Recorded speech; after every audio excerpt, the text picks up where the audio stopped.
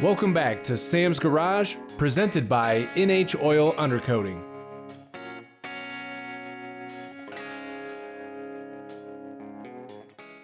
Sam and Doug get ready to tackle the rear brakes and install all the hard brake lines on the 57 Thunderbird. The new rear brakes also have an integrated emergency brake just like modern cars. With the brake lines installed, this T-Bird will be stopping on a dime. So last week, Doug and I did the front brake system. We hung the calipers, the rotors, and even got our brake lines in place. This week, we're going to be doing the rear brakes along with all the hard lines front to rear. Yeah, Sam, doing the hard lines just takes a lot of time. You got to, the same old statement, measure twice, cut once. We got to show them how to make the bends, how to flare everything. It's really not difficult to do. Just take your time. The double flare is the most important part of this entire job. It is. You don't want the brakes to fail. Yep.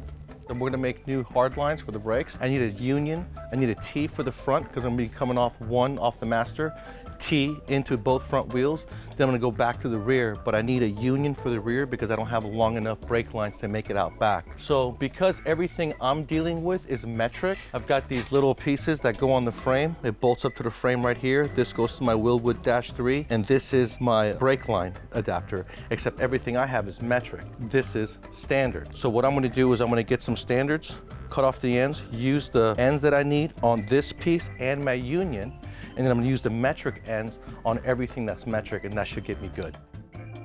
What we've got here is a little manifold block, and so what we did is we transfer punched a hole and we drilled and tapped it. And what you want to do is you want to make sure the manifold block is loose because we're going to go ahead and run the line that we just made. Now it's real important when you're doing these things, leave everything loose, and then on the line itself for the brakes you can get in with your wrenches. Make sure you don't have a real tight bend here. You're going to need to get in with your wrenches, have enough clearance to tighten everything up. So when you put it together, don't make your spaces too tight.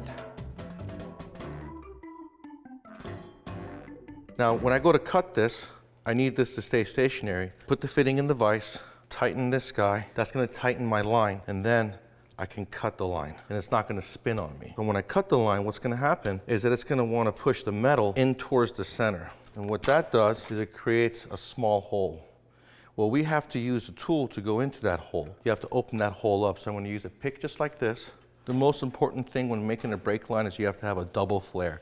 That's going to basically make the wall thickness a little bit thicker by bending it over on itself. Put it in our tool, which is going to go right here. That flange is how much you want material sticking out of your tool. The second step is going to be to remove that piece, and all that did was basically roll the tip down onto itself, making that wall thicker. Then you're going to take your taper tool, and this is where you're going to actually make the flare. When you're doing this, if you don't do a double flare, what's going to happen is you're going to crack the wall. If you crack a wall, that's going to be a leak. This is under 1200 plus PSI. This is your brake, so you do not want to do this incorrectly. Brake line, it's going to come off the caliper with the Dash 3 fitting. We got this union that's going to bolt up to the Moser 9-inch, 2 top bolts. We've got our brake line. This is to allow the rear end to move up and down, so this is going to be welded onto the car. Then once that is done, we're going to run 2 brake lines from the union to each caliper, and then we're going to run a brake line from the union, the hose, all the way back to the master cylinder. We should be done in roughly 17 hours.